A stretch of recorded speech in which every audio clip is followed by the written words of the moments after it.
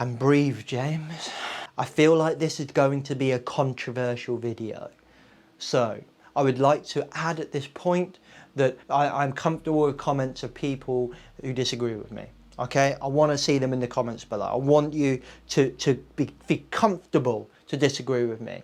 But I tell you what, please, let's just do it in a professional manner. In this video, we're going to talk about the bull that really annoys me in health and safety. Sometimes they're misconceptions from business owners, etc, etc. Today we're going to pick 3 of mine and we're going to rebuff them. Let's go. The problem in safety isn't deviation, it's complexity. Health and safety has gone mad. Health and safety is trying to unpick having gone mad in the past. There's no one solution and one problem. The problem is that we are looking for one solution. Does the structure of the team allow them to flourish? Feel safe enough to be uncomfortable. The environment defines our behaviours. People aren't the problem, they're the solution. Rebranding Safety, crushing the stereotype. Brought to you by Risk Fluent. What's up guys, welcome back to Rebranding Safety. Doing exactly what it says on the tin. We're here to challenge those perceptions of health and safety and challenge those health and safety gone mad practices. And that's pretty much what we're doing in today's video. So if you're new here, hit that subscribe button and the bell so you never miss another episode. So in today's video, we are talking about 3 of the kind of myths that I hear about managing health and safety. Sometimes they're kind of cons spread by consultants or lies or elaborations on the truth, so to speak. I'll pick 3 already and I'm going to go through them and I'll give you my opinion on them and why I think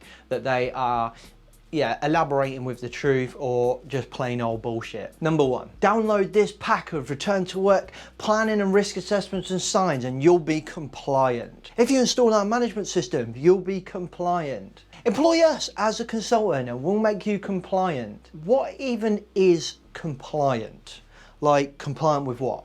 The main piece of legislation in the UK in which the enforcer will most probably enforce on you if you ever do something seriously wrong, that being the Health and Safety at Work Act, and the main piece of legislation in there that basically says manage the risk as far as reasonable and practicable. Pretty much what it says. So how can you be compliant with something that is reasonable and practicable? It's essentially perception based. So essentially you would have to get in a team of people and have a discussion as to what's reasonable and practicable. So how can a pack of downloaded risk assessment templates and completed risk assessments from consultants make you compliant? It may make you feel like you're compliant, but you are not. Having a generic risk assessment given to you by your consultant does not make you compliant. It makes you think you're compliant.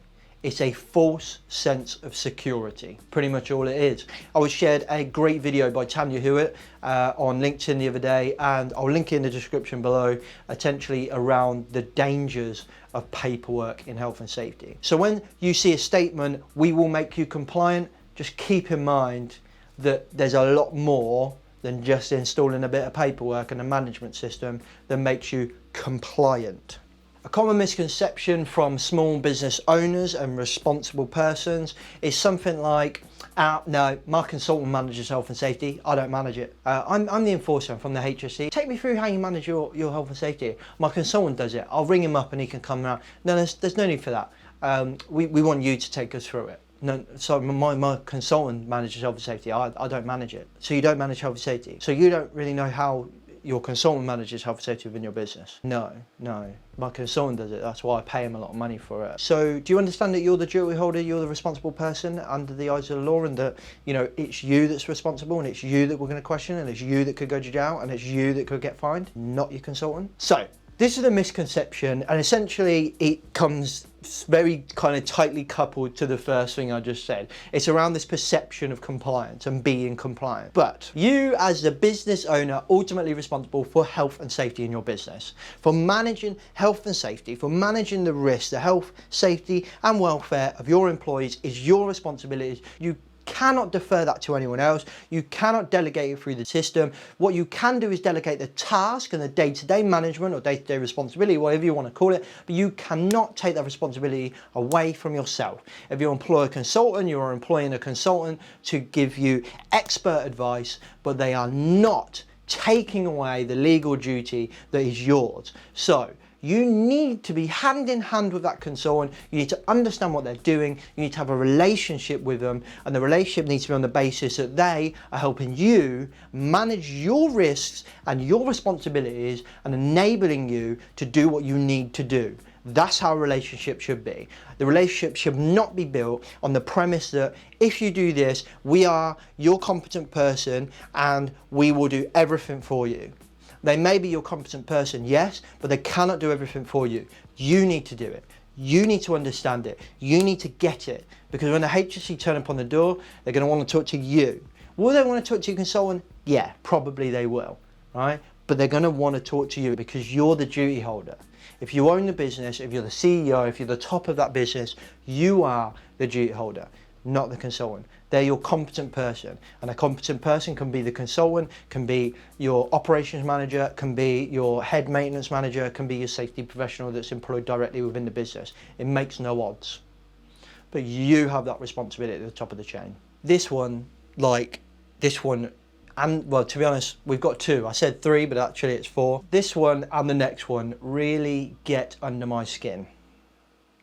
When I see a post or a comment that says this, I can't help but go crazy in the comment box. Now, it's funny because I wrote this content plan for this video a while ago, and I knew I was going to cover this subject. And it just so happened that last night I come across a post that did exactly the same thing that we're going to talk about now. But I want to talk to you about another example because it's more prevalent in the fire industry. So now, I remember going on a fire consultant's webpage and they had a frequently asked questions section. So we go on there and it says, can I do my own fire risk assessment? And there was this big NO. No, you cannot do it. It must be us. You're empire building essentially. You're trying to position yourself as experts within the business so that the businesses cannot survive without you, which is complete and utter bullshit.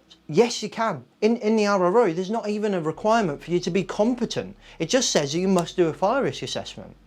Go read it yourself. You must do a fire risk assessment. You as a responsible person, the person in control of your business, must do a risk assessment. The Health and Safety at Work Act says manage the health, safety and welfare of the people at your work as far as reasonable and practicable. Basically says do a risk assessment.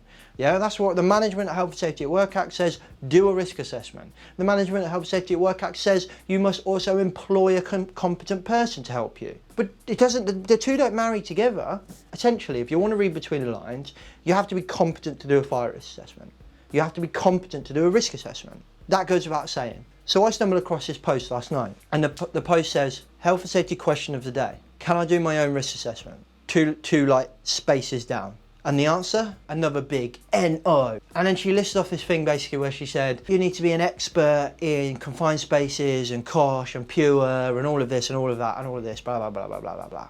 To be able to do a competent risk assessment, you need to be competent. So if you've got people out there in your workplace doing risk assessments without any training, then stop them now. Now, the first line and the second line completely disagree with, right? It's too solid of a statement. The last statement, if you've got people doing a risk assessment without being trained to do a risk assessment, there's probably some legs to that, okay? But let me focus on the top bit first.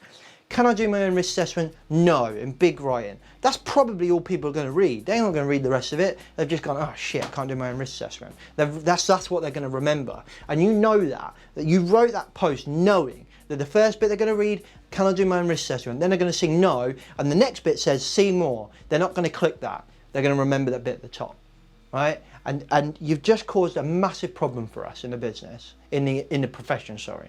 And that problem is that we're positioning ourselves as experts so people can't survive. And then something like coronavirus happens and all of our rules go out the window and everyone goes, where's health and safety now? Eh? Try and risk assess this. And we're up shit creek without a paddle. We've lost our credibility, our professional integrity, essentially. All right? Statements like that, they're too solid, they're too prescriptive, and health and safety is too complex to make statements like that. So the problem is not necessarily what she's saying. The problem is the statement and the simplification of that statement that is easily misled and easily misinterpreted. Why can a business do their own risk assessment? Well, essentially because people do risk assessments every single day. People risk assess consistently all the time. When you cross the road here instead of there, when you're pulling out a junction, you're doing a risk assessment. When you're working out if you can afford this book off Amazon as opposed to wait until when you get paid, that's a risk assessment. When we get to work, we formalise the process for obvious reasons, right? But we over formalise it and we do too much of it and we overcomplicate it. But health and safety professionals are not experts. We are facilitators of conversations. We are essentially professional devil's advocate. Where somebody says to us, for example, oh, there's no risk there, the likelihood of fatality is really, really low, and we go, why? Okay, cool. What happens if this happens? We play devil's advocate until we get to a solution that we think is reasonable and practicable. Professional devil's advocate is just a simple way I kind of explain it. One final thing we are is translators. We are translators of guidance and legislation and expert advice, real expert.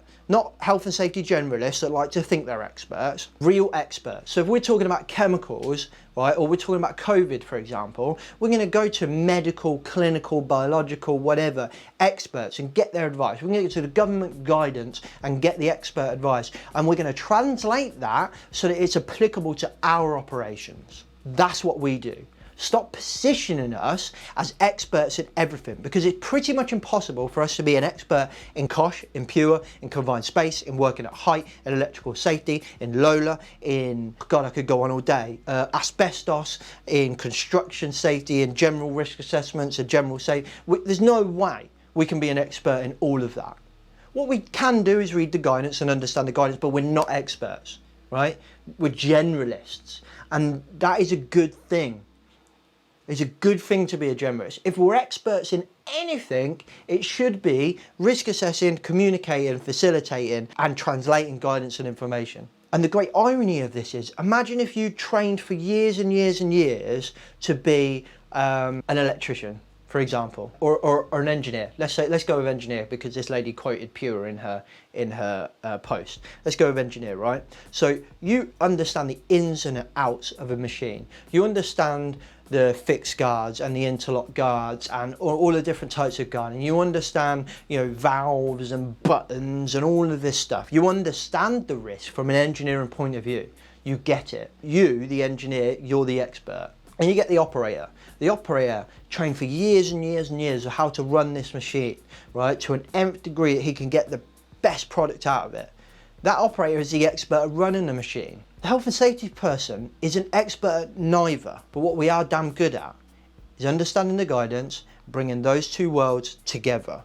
The operator and the engineer together, and we facilitate a conversation that helps us manage the risk, which essentially is a risk assessment. So stop pitching us as experts that the world can't survive without us, when actually there'd be a damn sight better if a lot of businesses just did health and safety themselves. Because there's a lot of health and safety professionals out there that say, no, you can't do a risk assessment without a health and safety professional, you can't do a risk assessment yourself. But then we bitch and moan when the rest of the business don't get involved in health and safety, and we think that health and safety is just for the health and safety person, and we go, why aren't they engaged? Well, because you positioned yourself as an expert.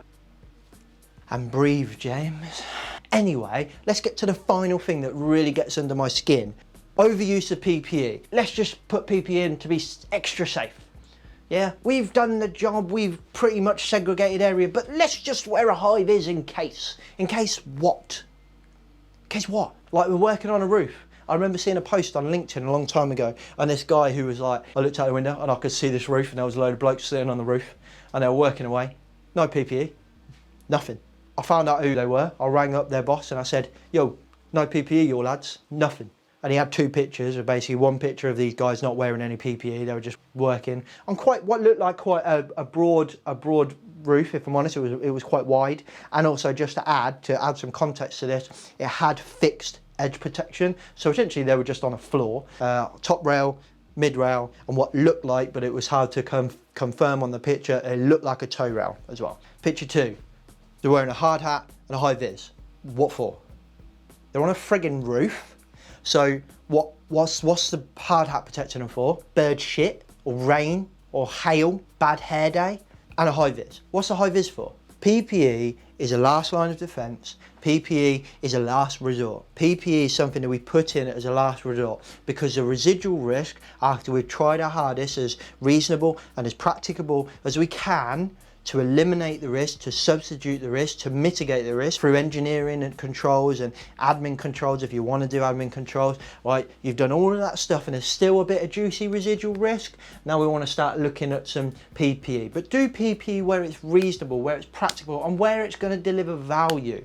For just getting people to wear a high vis for no frigging reason is devaluing the high vis itself. If you imagine it, you've got people who wear high vis their entire life, and the whole time they're wearing it, they're thinking, there's not even a frigging car around. Why am I having to wear this high vis? Right? Then it gets to a point where they actually do need to wear the high vis, and that's the point where they decide, I'm not wearing this because it's just stupid. All my life I've been told to wear a high vis and now I don't need to. It's completely pointless. So they take it off and boom, that's when they need to wear it. You're devaluing health and safety. You're devaluing the PPE itself, and you're encouraging the negative perception of health and safety by just throwing PPE left, right and centre. Whether you're going to PPE first or whether you're just doing it just for the sake of doing it, just to make us that extra bit safe, it's devaluing health and safety. Okay guys, I hope you enjoyed that video. Essentially, there was just a rant of mine, but I do this because I want us to be better. I want us to challenge ourselves, our professions, and if you don't agree with what I've said, then please come in the comments below. Let's have a chat. Please engage with me on any of the social medias, and I'm happy for people to come on the podcast and to have those kind of dissenting views and have that debate. I love it. I think that's, that kind of innovation comes from conflict, and when we have comfortable conflict with each other and we can have these debates with each other and do it in a professional and kind of comfortable manner, we'll all be better. So in essence, in this video I'm advocating betterment is pretty much what I'm looking for us to do. So comment below as well if you've been victim of any of these kind of crazy over-the-top health and safety gone mad things, or if you've got any other examples that you'd like us to kind of address and rebuff, any cons you've seen from health and safety you'd like us to address and buff, put them in the comments below and we'll do a video about them once we've got at least 3. So if you can do 3 in one, that'd be great, and we'll do another video for you. Otherwise, don't forget to check out our podcast. If you want to talk to us some more, check out the socials coming onto your screen now, unless they've already been on the screen, because I think I mentioned socials a minute ago, didn't I? Anyway, I'll catch you in the next video. Safe.